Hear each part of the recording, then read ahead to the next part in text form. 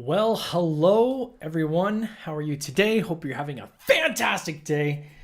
Gosh, New Year's Eve. I'm excited. Hopefully, everyone is getting a chance to responsibly spend some time with some loved ones and friends to enjoy this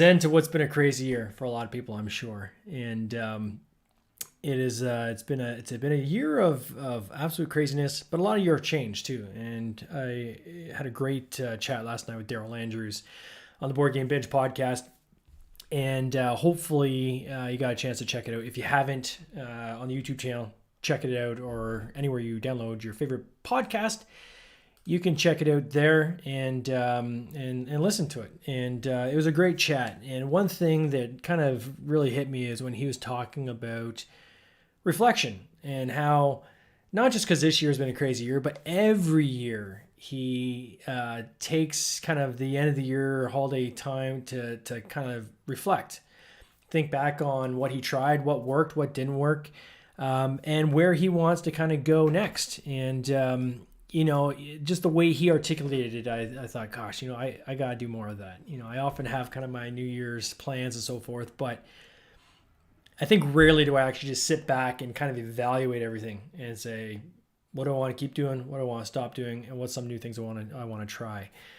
Certainly as an entrepreneur, I like to try a lot of stuff. I throw a lot of stuff out there and see what sticks. Some things stick, some things don't, and that's totally cool. But the fun part is actually trying, which I absolutely love. So anyway, today we are actually going to do a box opening. I have no idea what this is.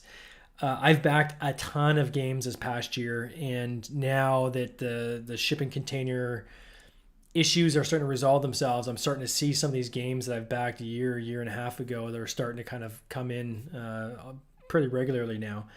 I'm going to try and make this quick because I'm actually even waiting for the Nutty Squirrels of the Oakwood Forest. Kickstarter copies are supposed to arrive anytime in the next hour and a half. Hopefully, fingers crossed, the shipping company actually does deliver them today. I'm a little bit skeptical given that it is New Year's Eve. But hopefully they are going to deliver as they had said they are planning to do. And then starting Tuesday, we can actually start shipping those out to the Canadian backers. So we're not going to waste any time on that at all. And the fact that they said that these are actually coming today surprised me because based on the last update, it was on a train. So I totally expect this to take another week, even 2 weeks to get it. So it's pretty exciting. It was a pleasant little surprise last night at like 10:30 when I got the text from the shipping company. So without further ado, mystery box. What is it? No idea. But we are going to find out together. So let's do it. All right.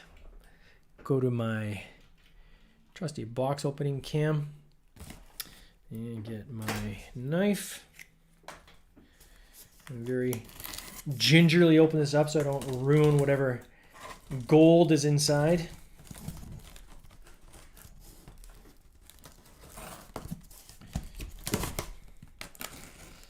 I know what I'm hoping it is.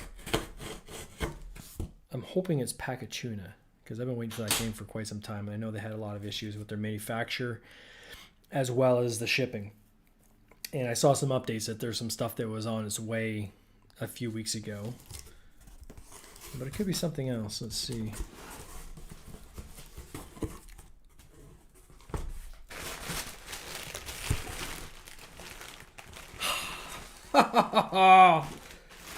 It is Pacatuna. Woohoo!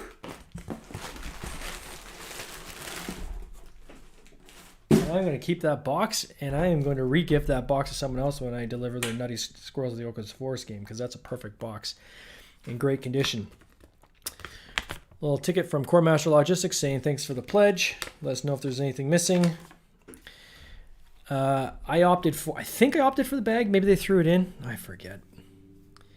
But this is really, really cool. So it comes with these bags to hold the pieces. I think you do random drafting. I honestly didn't read a lot about the rules. But what I loved about the campaign was how cute it was, how fun it looked. And I think that's okay sometimes. I mean, you can go deep into games and try to understand the rules before you back it.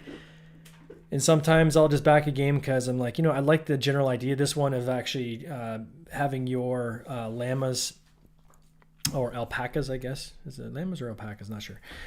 Taking your goods from one side of the board to the other, and that the fact that the hexes were 3-dimensional, and as you're placing the hexes, you're changing the terrain that these llamas can go across. And it's a 2-player game, which I'm looking for more of those, just based on with COVID and so forth. We've kept our gaming nights a little more small. So certainly my family and I, my wife Kyla or my dad, it's usually one-on-one type games we play, or the kids. And Adam and I, as we do a lot of game nights, it's just the two of us. So very, very heavy.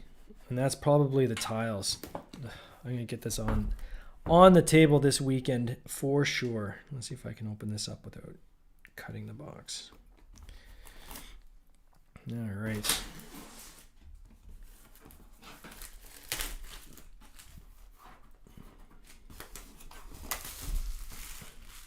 Triceratops is a company. I think this was their first game. I think. Nice artwork.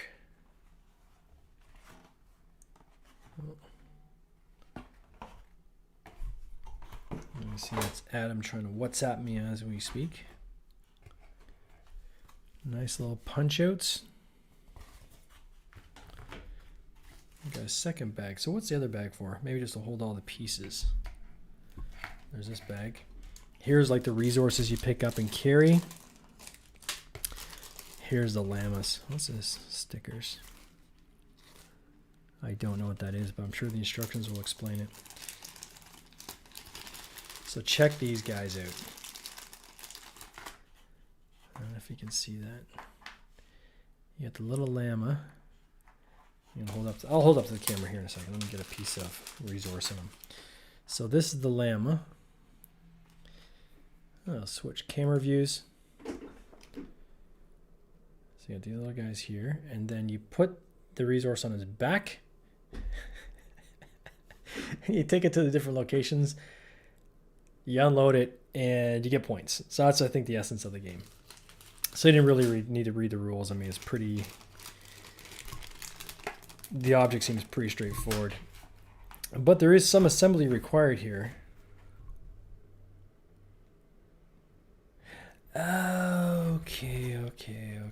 Okay.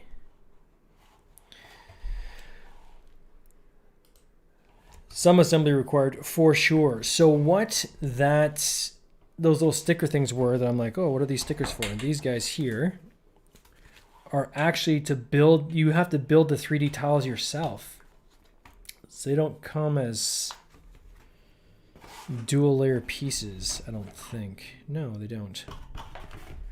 It's not the end of the world. Kind of wish they were pre-made, but that's okay. So these pieces here get stuck onto these tiles, and then that is your terrain of how you make your terrain. Aha. And this is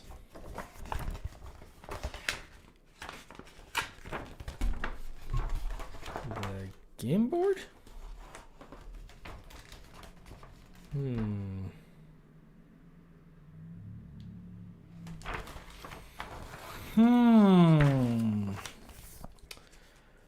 I'm curious. I'm not disappointed, but I'm curious. The 3D punch-outs are cool looking. Really nice artwork. So I'm a little bummed I gotta assemble this myself. I must have missed that in the updates. There's a lot of updates from these guys. I know different people have different views on updates. My view was it was leaning a little bit heavy towards the too many updates to the point where I was ignoring them. And that's never good, right? So I think you need to keep your backers updated. With my backers, I keep them updated only when I think that there's something relevant to say. What I try to do is use the comment area to do like quick updates. So right now we're doing the shipping for Night Squirrels of the Oakwood Forest. We're literally watching the containers every day. But for me to send an e-blast out to everybody every single day saying here's a new status, or every other day, people people, especially like myself who back a lot of games, get a bit annoyed, right? It can be a lot, where I prefer to say, okay, here's the main things that are happening right now. Here's the main changes, and check the comments in the bottom of this update, and we'll keep commenting with further updates. So, okay, now the goods are on a truck. Now the truck is on its way. Now it's got to the distribution center and so forth. So that's my preference. Others don't do enough updates, and others can go a little too heavy. This one was a little too heavy for my liking, but I'm sure some other people really liked knowing like exactly what was going on the whole way along. Oh, that's cool. It gives you the difference between what an alpaca, llamas. So it gives the different genus, how they're all related to camels, the whole camelids family tree. So there's some educational things in here too, which is really cool. Maybe learn a little bit about the Peruvian area at the same time. I'm a little surprised, I'm going to be honest, about this fold-out sheet. Because I think I could have swore in the Kickstarter videos and imagery, it was actually a board that these pieces fit into. So again, I am going to reserve judgment until I've actually played it and then go back and compare against the communication stuff. But either way, I am super excited to play this game because I think it's going to be a ton of fun. I really do. And it just makes me smile. Those little alpacas. And anytime just the sheer artwork of a game or the theme can make me smile, that's a good day. It's good to smile. It's good to be happy. So, yeah. That, my friends, is a pakakuna. I'm going to try to pronounce it. Pakakuna. So it's not tuna. Pakakuna. Carbon neutral. I'm going to actually mention that too. That's kind of interesting. So you can see on the box, they got a little logo there. Carbon neutral. You're going to see a lot more of that in the board game industry. I know it's tough to do. We're like 95% of these games or 98% of them are made in China. But interesting nonetheless. All right, guys, I'm going to get ready for the skid to arrive. Unpack some... I'm going to be slugging some cases. Literally, it's a skid or two coming of Nutty Squirrels the Elkwood Forest. So I am going to be hand-bombing those into the office, getting those all ready and prepped. We've already ordered the boxes to arrive next Tuesday. And the bubble wrap, and we're going to start wrapping and shipping games starting next week. So if you backed Nutty Squirrels of the Elkwood Forest, thank you for your pledge. And you'll be getting, if you're in Canada anyways, you're going to be getting that as soon as next week, end of next week. It'll take at least a few days if you're in the area to get it. For the backers that are in the U.S., it's already at Fun Again Logistics. Of course, they had their holiday shutdown, so I believe they're back. I think next week they're back, so they'll start prepping those orders next week. Australia, same thing. It's at Aetherworks. They've had them now for a week, but they've been shut down for, I think, 2.5 weeks over the holidays. So they are back next week. They'll start packing, shipping those. And my hope today is I'll get an update from Europe and find out how that port congestion is going. And hopefully we get those games to our friends at Games Quest and then on to each of our backers. It's a shame that that this whole port congestion thing, it's really impacted us significantly. So it's probably going to be a few weeks, at least 2 weeks, I would say, at least before those even ship. So unfortunately, my apologies for European backers. I was hoping that they would get them sooner than everybody else. Canada was the one that was actually picked up last. And shockingly, it looks like we're going to be the first ones to actually ship the games, which, I mean, being that I'm from Canada and, you know, we're a Canadian company, that's not necessarily a bad thing, but it was surprising nonetheless. Anyway, my friends, I've gone on too long. Check out Board Game Binge Podcast. Anywhere you download your favorite podcast, simply just search Board Game Binge. You can see last night's interview with Daryl Andrews. This coming Monday, I believe. So New Year's Day? Yeah, I think New Year's Day. Won't be New Year's Day. It'll be the holiday anyways, the Monday. We're going to have an interview with Trey. I don't have Trey's last name. I'll get that before the podcast. He's got this product that is, it's called BG Shield, and it's Board Game Shield. So essentially they've created this liquid, I think, some kind of treatment. So you buy the bottle and you apply it to your board, and it makes it waterproof or spill proof. So I've personally destroyed someone's game by accident at a game night about 2.5 years ago. I got a big pint of beer, just sat down, went to move, my hand hit the glass fell over, went all over the person's board game. I bought them a new game. I felt bad. But it sounds like this product would actually help in cases like that, protect people's games. So check that out. That's on Monday at 6 p.m.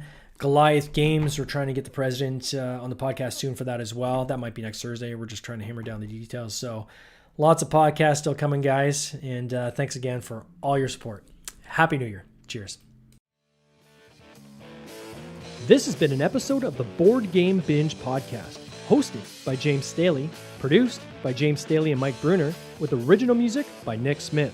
If you would like to watch these interviews live, simply join the Facebook group Board Game Binge, and you'll get access to live interviews, giveaways, and interesting board game content from across the industry. I can't wait for you to join us. See you next time.